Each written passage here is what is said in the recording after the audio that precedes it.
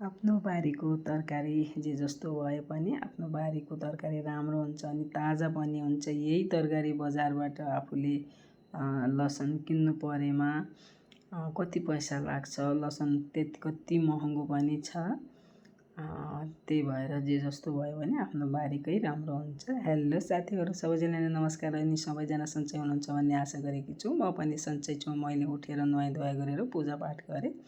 त्यसपछि मैले हिजो धोएको भाँडाहरू मिलाएँ। त्यसपछि मैले त्यसमा चामल राखेर गएँ। फेरि म तरकारी लिन गएँ। तरकारी मैले बैगन, आलु, टमाटर किनेर ल्याएँ। त्यसपछि धोएर मैले तरकारी काटेँ। फेरि बचेको तरकारी मैले साँझको लागि फ्रिजमा राखेँ।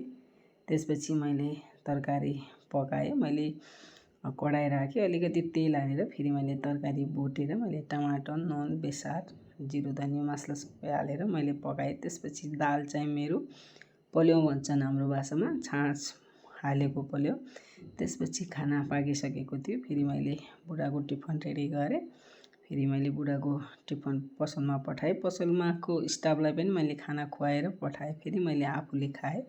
आफूले खाइसकेपछि फेरि मैले भाँडाकुँडा सबै साफ गरेर म पसलमा गएँ। पसलमा गइसकेपछि फेरि म 5 बजे घरमा आएर मैले हिजो निकालेको लसुन यसरी मुठा बाँधेर मैले यसरी झ्यालमा टाँगेँ।